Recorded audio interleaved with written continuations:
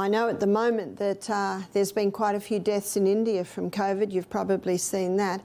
But have you ever been to India? The filth. There's just filth everywhere. So you've got a lot of mould. You haven't got a lot of pure air. And I was talking to one lady that works with them. She said, oh, they're terrible for drinking water. It's actually been a disaster waiting to happen. And if it wasn't COVID, it would have been something else. Let's have a look at carbon monoxide. Because carbon monoxide is the enemy of oxygen, and I'll show you why. So carbon monoxide, when it's breathed in, it forms a very tight union on the blood cell. But when oxygen's breathed in, it forms a very unstable union, very loose. And the reason for that is when that blood cell is going through our body, it can drop the oxygen quickly wherever it is needed. So if someone's breathing in carbon monoxide and oxygen, can you see the monoxide's going to grab it first? Because it forms a very tight union. And that explains why if you go to a hospital ward where limbs are being amputated, it's usually smokers. Because by the time the blood gets to the extremities, there's no oxygen left. And if remember, it's the most vital element needed for life. When those extremities are lacking oxygen, basically they start to die.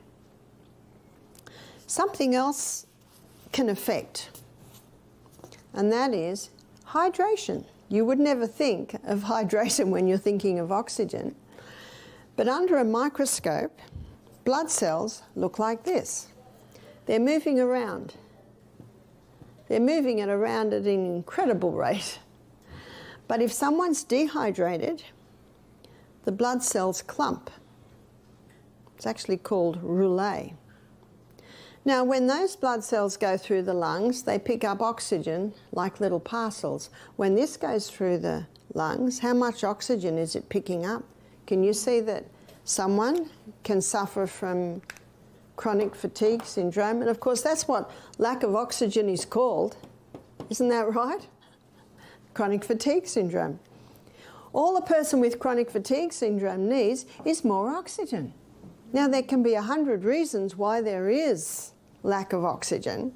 We've just looked at some of them, and one is dehydration. If you ask the person with chronic fatigue syndrome, do they exercise, what's the answer? No, you don't understand, I've just got no energy. Well, guess how you get it? You actually start moving. That's what you've got to do. I would say in 9 cases out of 10 of people that have come to our retreats with chronic fatigue syndrome, I find a mould factor. You see, when a person's breathing in mould, they're not getting enough oxygen, so a lot of their cells, where are they running? Up at 2 units of energy. That's why the detective hat has to be put on and find out why these things are so. Also, something that can affect chronic fatigue syndrome is animals in the home, because animals are not giving off pure air. And especially when they are meat eaters, and most animals in the home are meat eaters, isn't that right? Which is your cats and your dogs. What they give off is not a nice air. And also the hair that they leave in the carpets, on the lounges. We were looking at a lady's blood slide, this is about 5 years ago now, doing the live blood analysis, and we saw a little parasite. We actually saw 2 through the blood, and we're zooming around on the microscope.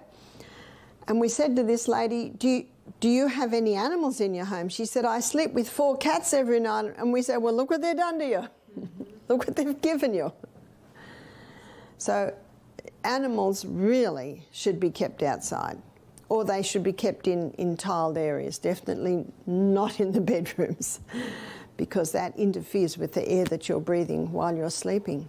Please begin to investigate your bed. How old is your mattress? Do you have a mattress protector on it? Is that washed every few months? Does your pillow, look where your pillow is, it's right where your face is. Every pillow should have a pillow protector on it. If you don't have a pillow protector on it, maybe you should buy a new pillow every year. especially feather. I love feather. It's a natural fibre, but every night we lose moisture and the feathers take it in. So the feather pillows and quilts should be regularly sunned and ideally washed every couple of years.